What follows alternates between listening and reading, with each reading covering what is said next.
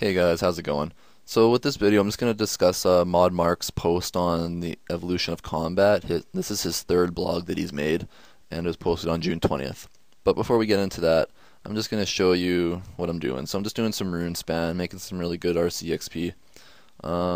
Almost, well not really almost, but about 650 or so K away from 97. And just so all you kids can see, there is Suomi. So if any of you have never seen him, you can always find him now in Rune 6 or World 67 RuneSpan if you want to go take a look on the third floor, or in the RuneSpan Pro friends chat. But you have to be in World 67 or else they'll kick you out. Just to give you a little heads up if any of you want to see him in game. But back on topic now. So what I want to talk about is how it was confirmed by ModMark himself that the new max combat level is going to be 200 when the evolution of combat is complete or released. So no, you're not going to have your skills maxed out at 120, but what they're doing instead is recalculating how your combat level is calculating, or say reworking how you calculate your combat level. So the new formula is going to be X, which will be either your highest stat of mage, range, attack, or strength, plus whatever your defense level is, plus 2, and that'll give you your combat level. So what the first thing I'm noticing here is that my prayer is not calculated, my summoning, or not, I shouldn't say calculated, my prayer is not considered, my summoning is not considered, and my constitution is not considered at all in this formula. And also, if you have, say, or I'll just give you an example. So say you have 99 attack, and you have 1 strength, and then 99 defense. You have the maximum combat level in this game. So you will have the same combat level as, say, me, for example. As you can see, I have 99 everything that's related to combat, including summoning, prayer, constitution, all that good stuff. And I'll have 200 combat. But say, let's make my strength level 1, make my constitution level 1, make my range level 1, make my prayer level 1, make my magic level 1, my summoning level 1, also have the same combat level. So I really don't know what's going on there. I think, and I haven't really seen any positive feedback about it, so I'm not sure if they'll keep it or not, but that's what they're saying they're going to do right now. So yeah, it's really weird. So again, it's your highest stat out of mage, range, attack, and strength, and no attack and strength do not go together. So if you have 1 attack and 99 strength, you're going to have max combat if you have 99 defense. So that's how they're really going to go at it. If you want to read more on it, you should check out his post. But what I'm really noticing there is that defense is totally on its own in there. They're totally like making defense stand out now.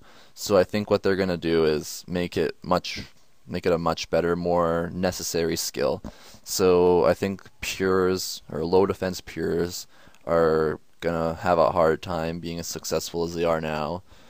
But we'll never know until the update comes. Mainly because armor is going to give a boost to life points. Pretty much all armor. So the better armor you can wear, the better boost to life points it's going to give. So pures can pretty much wear nothing but iron, or depending on their defense level, up to 30 or whatever they go up to now. So they're going to get outclassed in the life points kind of section. But defense now is going to have some other abilities to it. So they're going to give some healing abilities. So you'll be able to, I don't know if this means that food will heal more if you have a higher defense level, or if you'll have just like a plain ability like a unicorn does, and be able to just heal yourself or friends, clanmates, or whatever. So I'm not sure what's going to happen there. But you'll also, another ability they hinted at was deflects. So this sounds like they'll be able to do what the Vengeance ability does from the Lunar Spellbook, except you'll be able to do it depending on your defense skill. And then I said there'd be some other things, but they didn't say exactly. So what I think they're trying to do here with the combat level is they really want to encourage you to do some harder fights, or some, yeah, so they're trying to encourage challenging fights.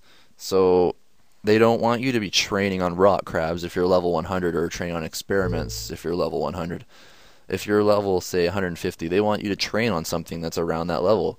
So what they're doing is they're going to make some combat ranges.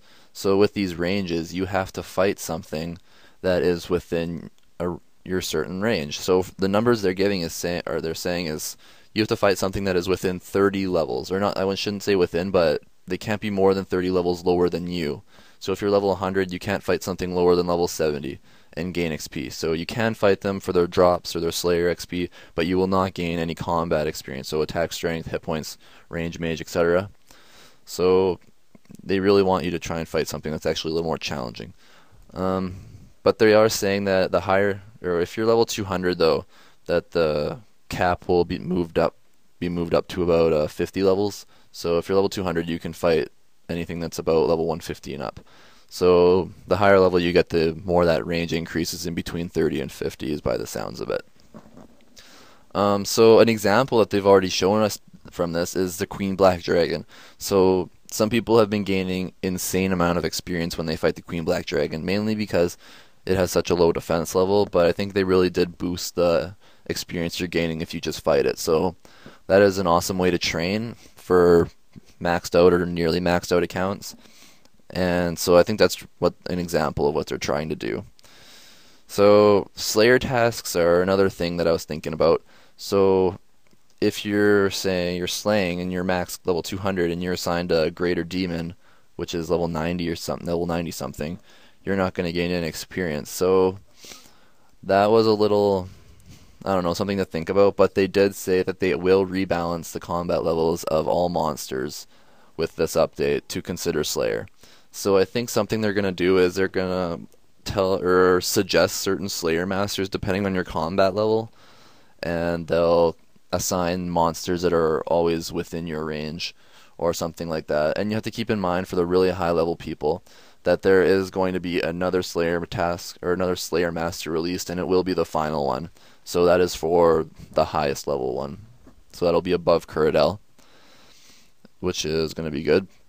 So I don't really want to talk about Slayer. So another thing I want to talk about is they were mentioning that melee is really overpowered, or really, I shouldn't say that, it's overused in the game with NPCs, most noticeably.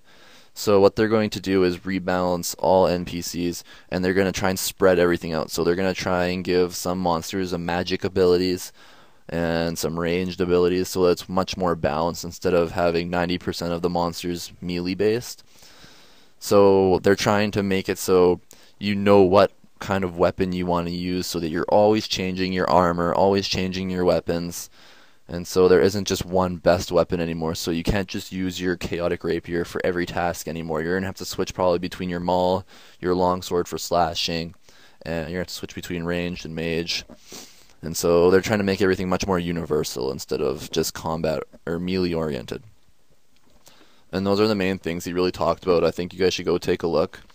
And also, I think one of the bigger things I noticed that he posted in previous blogs before this one is that prayer is going to consist of a few new ones. So Turmoil is going to be joined with some 2 new 95 prayers, and each is going to go with range and the other is going to go with magic.